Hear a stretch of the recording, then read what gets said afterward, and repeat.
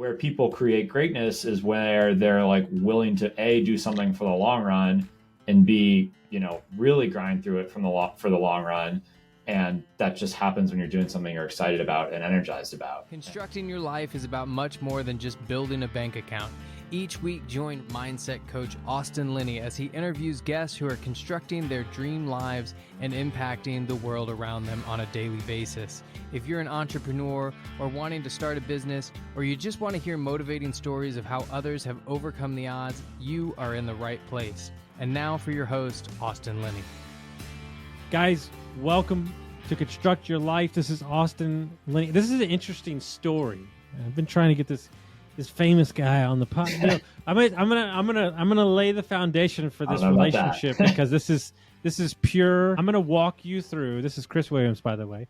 Not only is he a great person, he does our bookkeeping for the HVAC company. That's not why he's on the podcast. So the only way I knew who you were was I was going to a Dallas event with a buddy, and you happened to release the episode on Will Smith's podcast. Oh, yeah. And that's when I heard it, and I was like, oh, this guy seems pretty cool.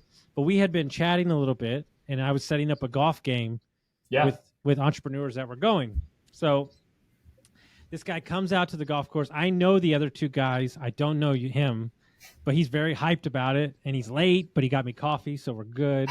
and these guys like to play. These are my best friends, so they like to play for some money, and so me and Chris get partnered up, and he's got to be somewhere later with his fiance.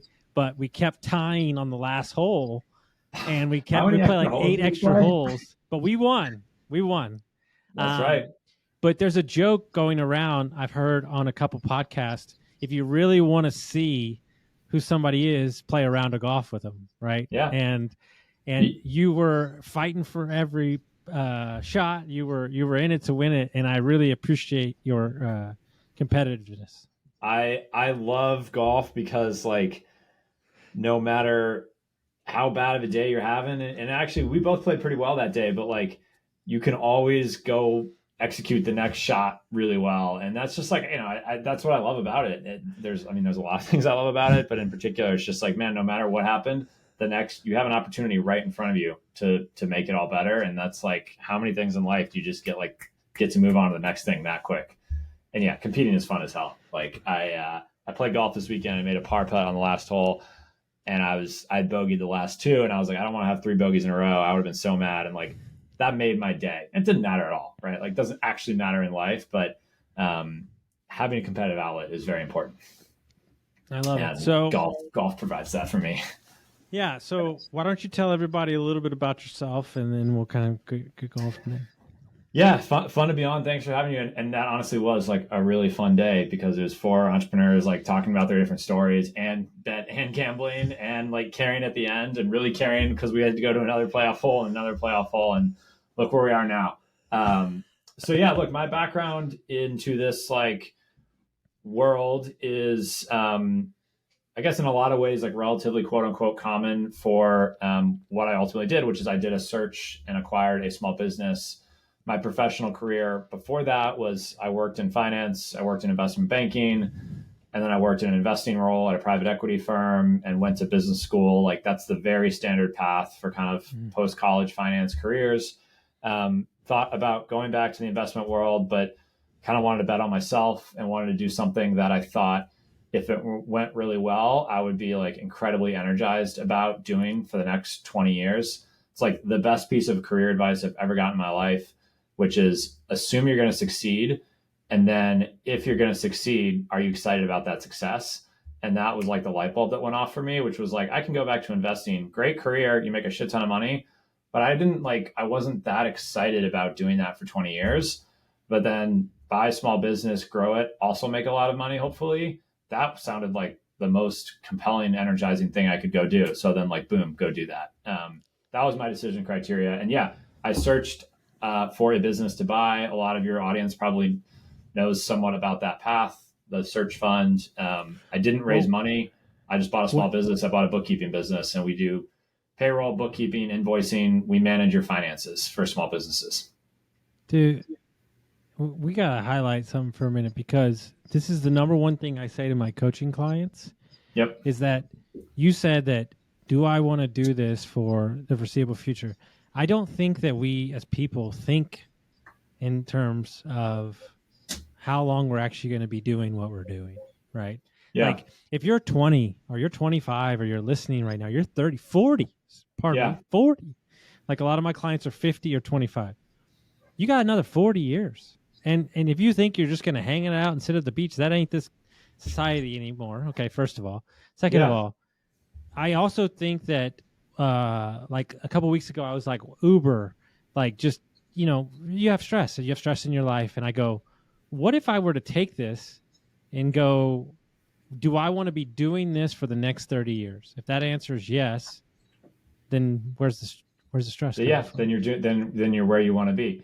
Yeah. I mean, I think that like same guy, I got to give him credit. Graham Weaver, he runs a super successful private equity firm, but man crush. Yeah. Alpine, Apex, you know his world, but he's got a blog. He was a professor of mine at business school, and hey, assume you're going to be successful was one of his frameworks. And the other thing was, he's like, look, everybody can go grind and do a job for a few years. We're all have the ability to kind of just like do what we're told, duty, execute, but where people create greatness is where they're like willing to do something for the long run, and B, really grind through it for the long run. And that just happens when you're doing something you're excited about and energized about. And, like passion, I think that gets a lot of kind of debate of like, should you follow your passion? And look, I mean, I think I don't view it as passion. Like my passion, we just talked about, I love to play golf. I'd love to play golf for a living. I'm not that good. Like that ain't happening.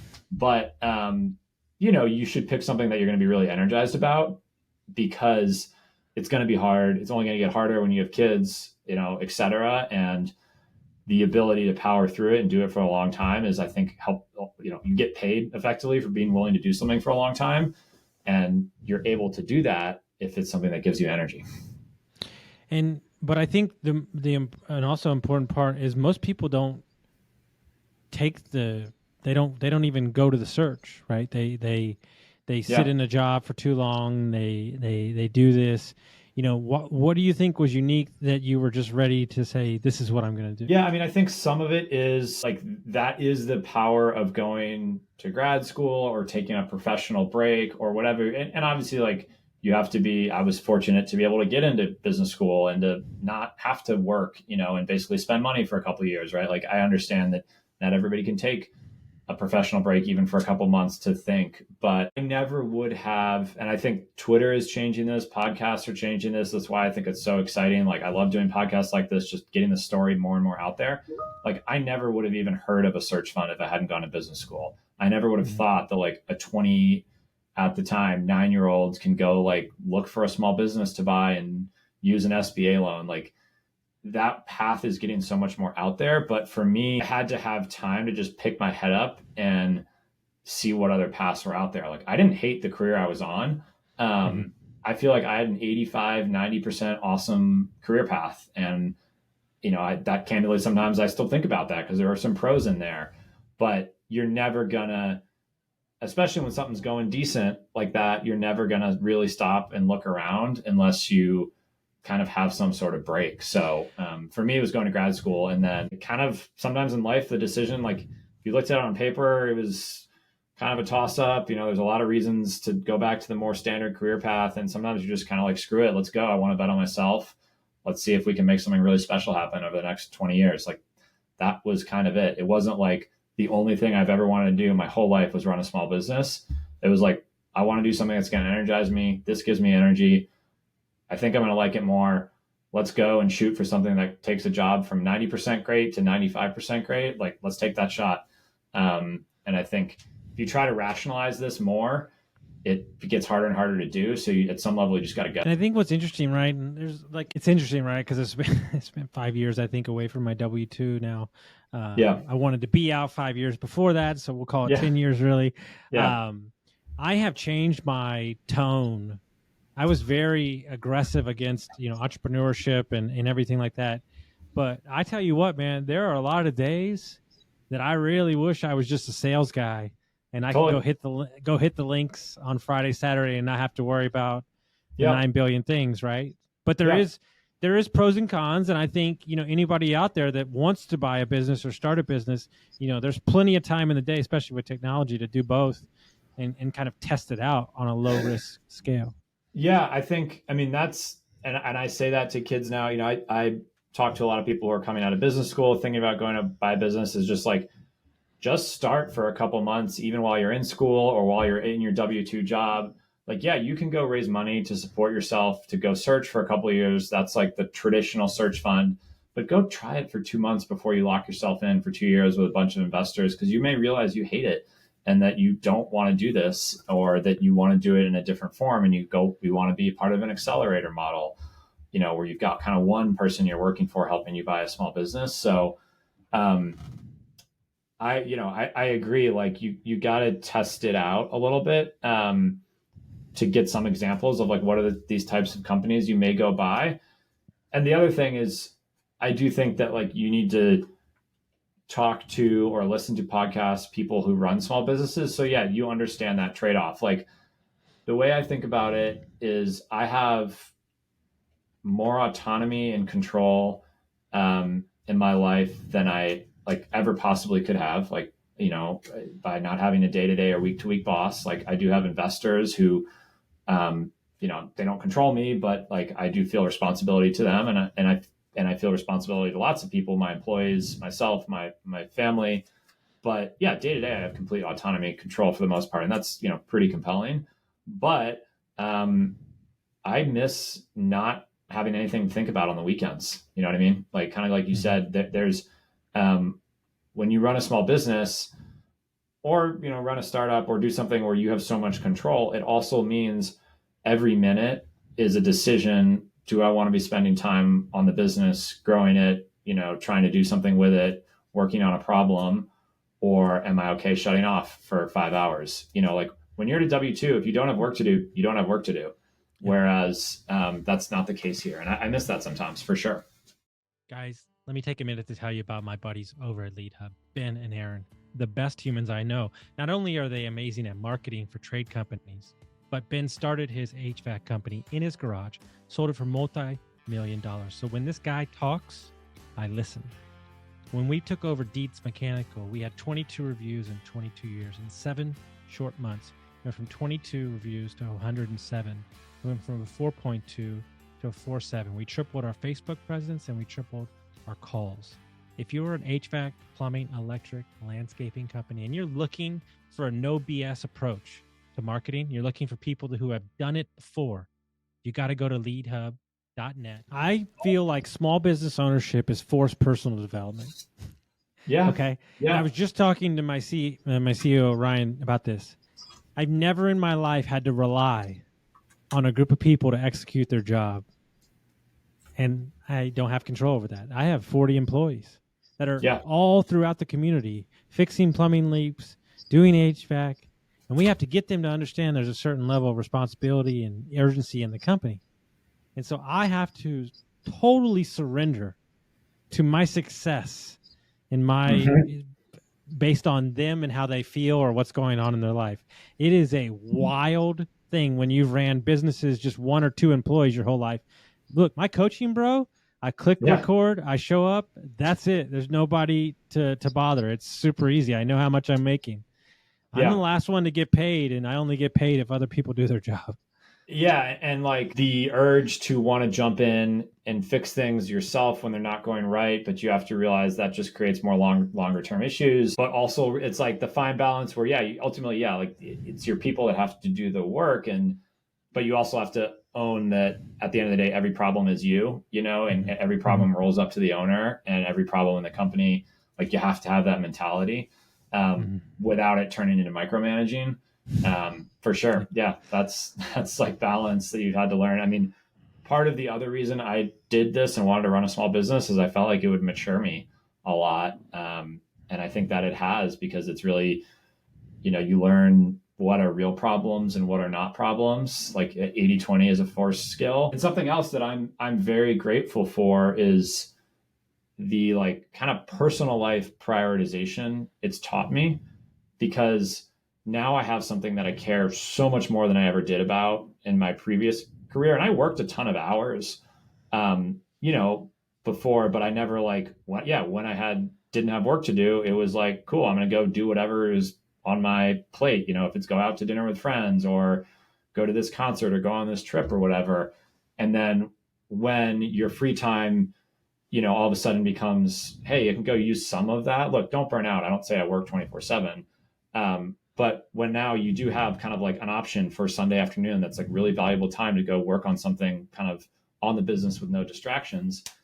It just teaches you what in your life outside of work is like truly important to you, Mm-hmm. and what in your life is stuff that you used to do, but like actually you're just doing that because you just had the time. And I think that's a good skill to learn, like what's a true priority to you, and what's not, so that you can really, you know, focus your time on those 2-3 things that matter in life to you, whatever they are. And it's really hard to figure out what those are until you have something else like a business that kind of creates so much time pressure.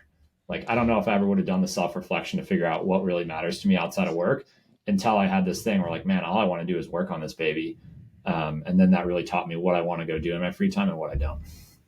Totally. I heard a quote this morning from the CEO of Starwood on a podcast. He said, a leader's job of a business is to absorb the uncertainty, for everybody else and press on.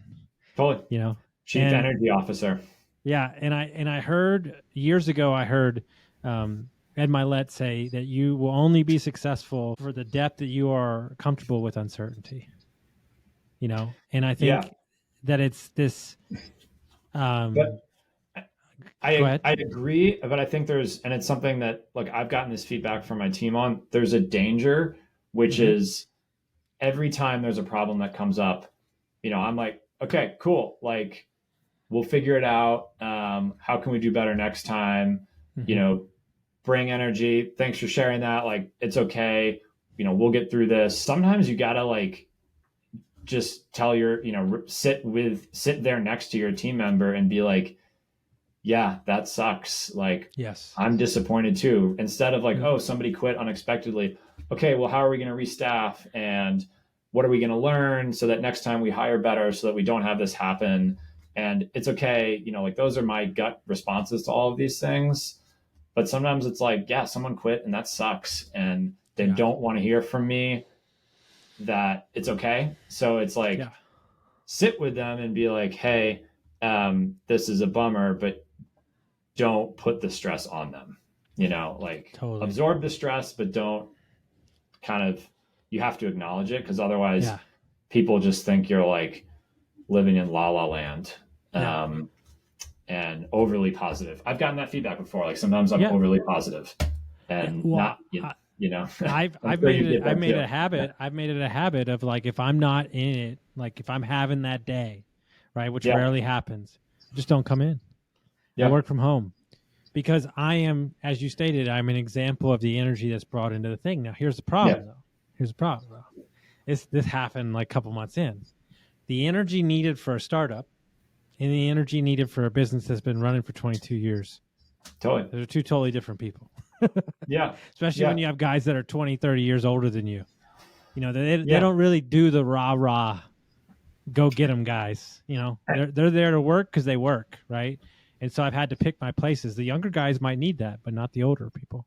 Yeah, they don't need life coach. The older guys don't need life coaching from you. No. Yeah, I think that, like, it's a fine line, but I got a good piece of advice early on, which I appreciated, which was like, it's okay as a manager. Like, you know, I'm a manager of a group of people who then manage people below them. Like, you know, as a CEO, owner, every level of the company, you know, you should be managing no more than like 5 to 6 people.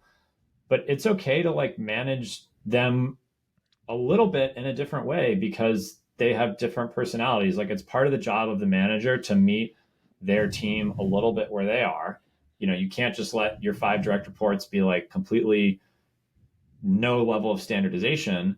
But, you know, the people we lead and manage are people who are 5 incredibly different, amazing species, you know, and so like, you have to be willing to moderate yourself a little bit and like meet them a little bit where they are, you know, like, you can't be the same guy to all 5 people.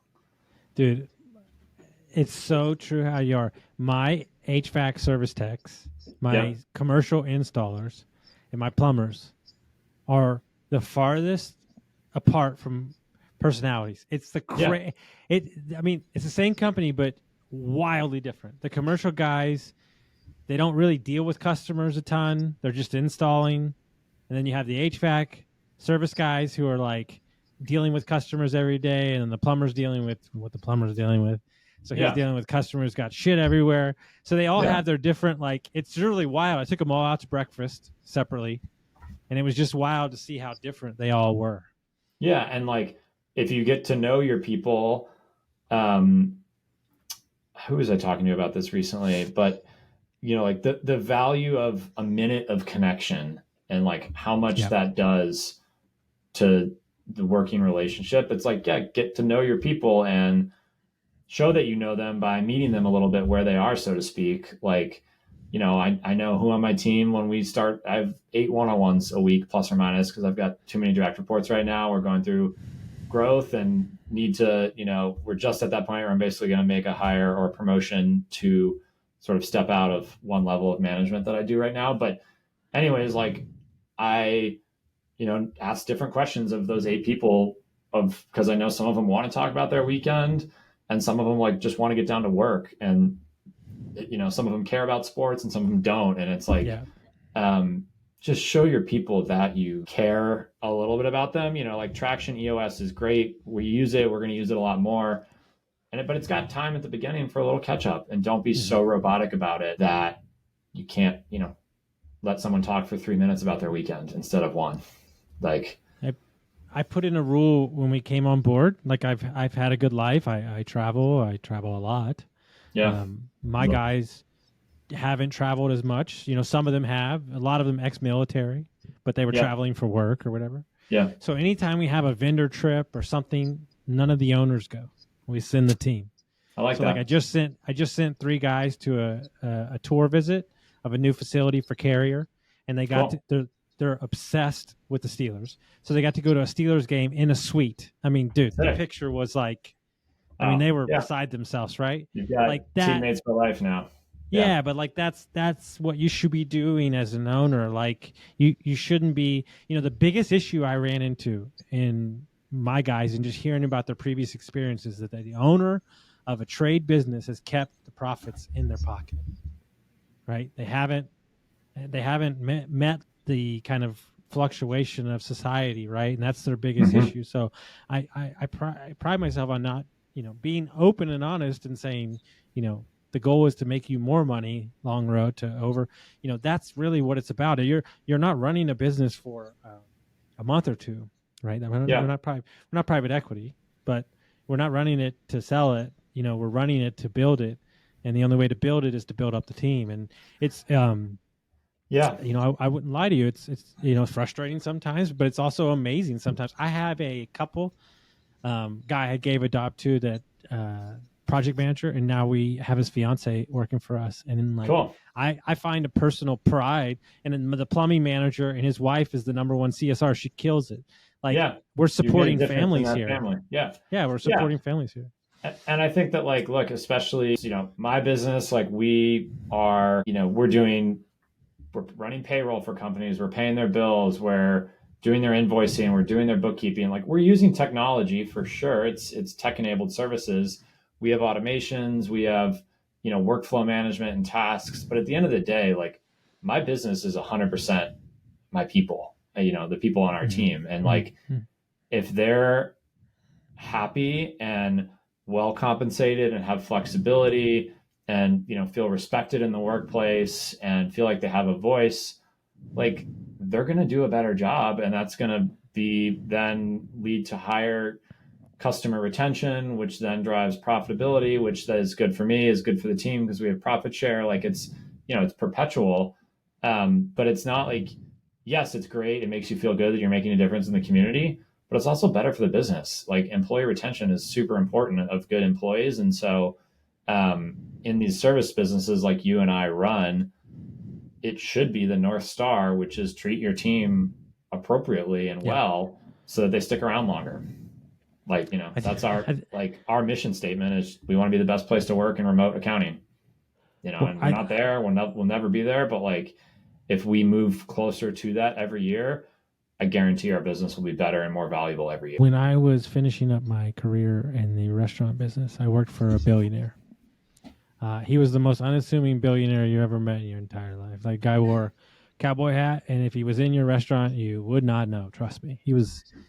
His wife's family owned Pace Picante sauce. They sold it to Campbell's Soup, but because he's a gangster, part of the contract was that Campbell's had to use 80% of their tomato fields for the history of contract. So not only did he make for Bill, he still produces their tomatoes. And I realized when I worked for him, because it was a big company, we did multiple different things, food hall, hotel, development, all these things, is that his temperament and how he treated people was how everybody treated people in the company. And it really is the head of the thing and how they approach people. And I don't know if it's an attract thing. I don't know if it's a mimic thing, or you're looking for that person to hire. But I mean, it really was one of the most well-run, like everybody was amazing. It didn't matter who you were. Yeah. Like they were here to help. And I say all that. And guys, he's not paying me. Okay. I'm saying this because I believe it. His company and his employees are some of the best people I've ever been in contact with. And I think that all starts because you're such a great person. I know you won't take credit for it because that's not who you are, but you have cultivated an amazing culture. And I think this was a lot of what we talked about on the golf course was culture and stuff like that.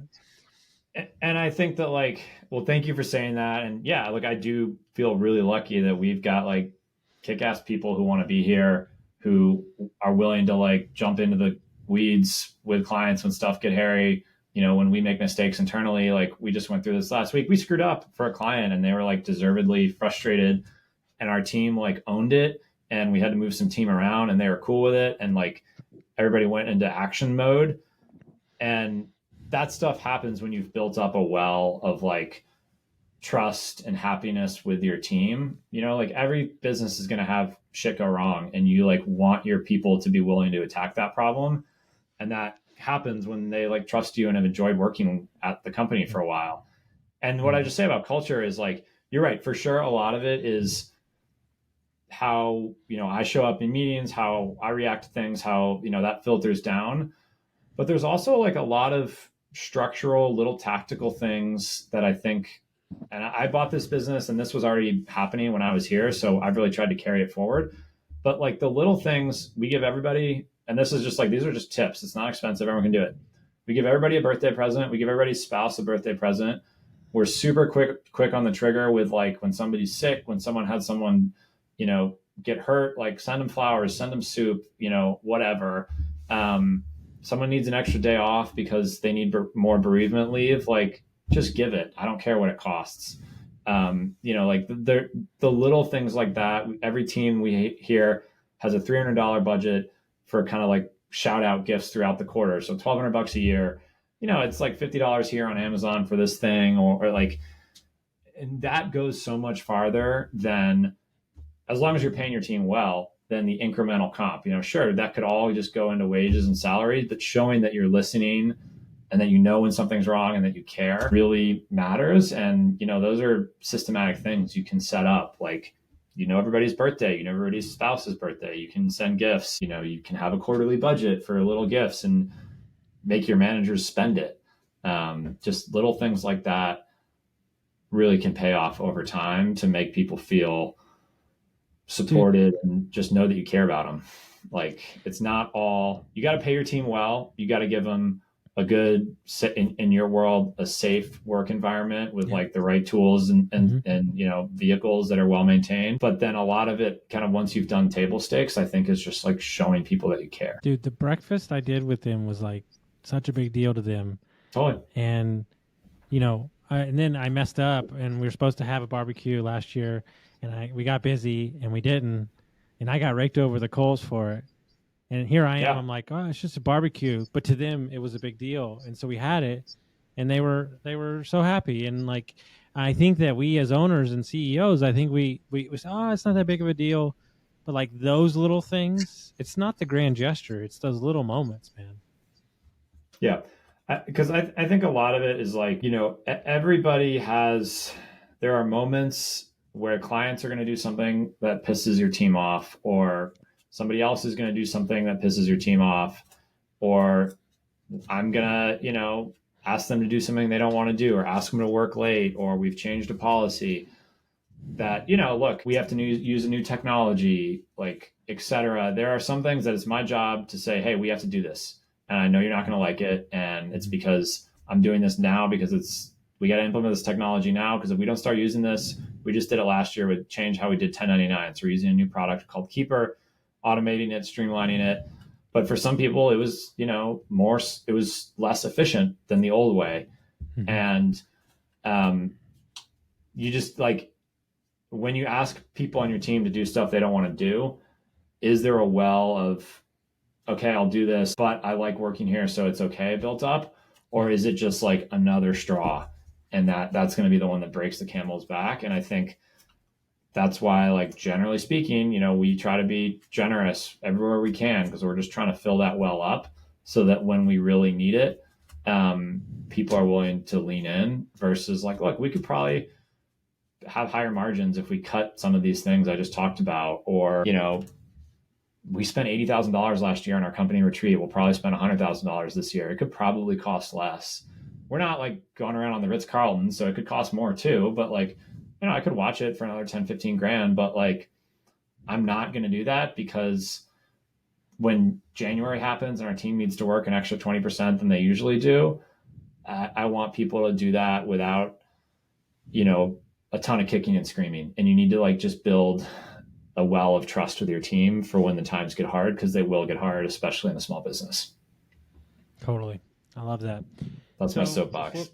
Yeah. But before we get out of here, yeah, man. What's your greatest golf shot of all time? You know what? It might have been with me. So the guy comes up with, I'll paint the picture set the for you. Set the stage. The guy comes up with coffee, looking sharp. Might have been wearing a sweater like he is now. It was cold that day, windy. Always. I think he came in like the 5th or 6th hole, and it was a 220 carry all over water. Driver. Yeah, I know exactly. To a green. About. Yeah. 220 driver, and you put it on the green. No warm-ups, no nothing. It was literally my first shot. They're like, who the hell is this guy? I don't have a hole-in-one, so, hopefully that will be the best shot. Honestly, you'll like the story. This is what comes to mind. So I proposed to my wife on a golf course, and she's not a golfer, but she wanted... we've been dating for 7 years. Like, we've been together for a long time. Couldn't wait to get married. Like, it's the best thing that's ever happened to me. But we wanted it to be a surprise. And like, we're both pretty busy. We live in Northern California. It's beautiful. But if I said like, let's go for a hike or let's go to the beach, like, dead giveaway. Like, we never do that, So but I wanted her to be outside. So because there's so much natural beauty here in California, like literally the only idea I could come up with was like, hey, let's go play 9 holes. There's a golf course nearby. It's got a beautiful par 3 course on the water. So we went, she plays a little bit, and we went. And then the hole where I was going to do it, I was like, the green's here. And then I wanted to hit miss it intentionally left of the green to get closer to the water. And I'd be like, oh, come over here to where I hit it. Like, I'm going to show you something. And then that's where I was going to get down on a knee. And I was obviously nervous. It was a wedge, short hole, but I didn't chunk it. And I actually hit it left of the green where I wanted to. And then we got engaged. So I think that's probably the most pressure I've ever felt on the golf course. And I hit a good shot. So that's the one that sticks out right now. I love that. Hopefully, I just was a part of my first hole-in-one. My brother-in-law had one when I was playing with him, and it's like, gosh, that's so much fun. So I hope one day I get one.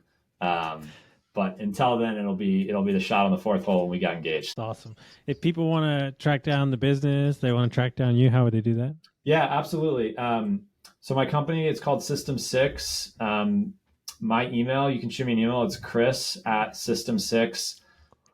Spell out the number. So SYSTEMSIX.com, or on Twitter, I'm CTW_SMB. Yeah. And look, I'm always happy to talk to people. Really, really 2 things. One, about, if you're thinking about searching for a small business to acquire, SBA, sort of self-funded, the Twitter world, traditional search fund, almost like private equity.